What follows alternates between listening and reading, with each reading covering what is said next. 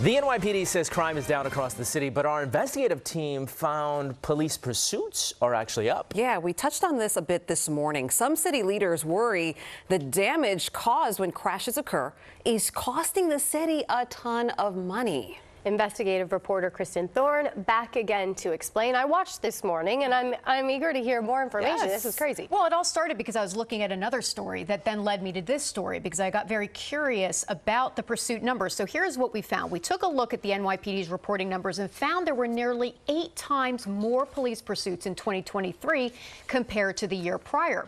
City officials are warning that the accidents sometimes caused by these pursuits are costing the city millions of dollars every year because the city has to pay for the damage. We learned the money to pay for it, though, doesn't come out of the NYPD's budget.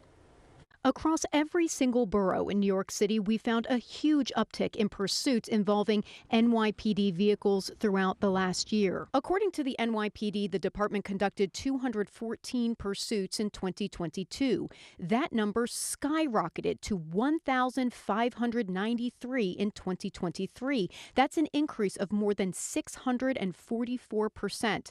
The numbers have continued to rise this year. The NYPD conducted 293 more chases in the first 3 months of 2024 compared to the same time period in 23. We got curious about these numbers after doing a story on the Reiser family. Their parked Jeep SUV was totaled last November during a high-speed pursuit in Bushwick. The city is refusing to pay for the damage, saying the incident involves complex circumstances. I can imagine a complex situation, but not this. We wanted to understand, why has there been such an increase in chases? We posed that question to NYPD spokesperson Tariq Shepard, who points to multiple reasons. One, the police force got a new chief of patrol, John Chell, and second, the NYPD instituted a new method of logging pursuits in 2023. Before in 2022, I don't think we had accurate recording of our police pursuits. We put a working group together in 2023.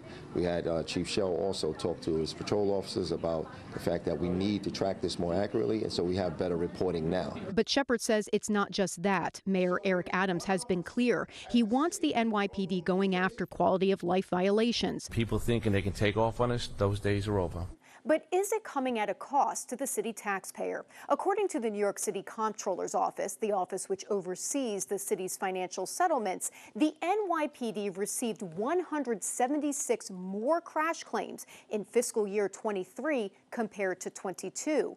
That cost taxpayers an additional $14 million. The comptroller says the NYPD, out of all the city agencies, has the highest number of motor vehicle crash claims.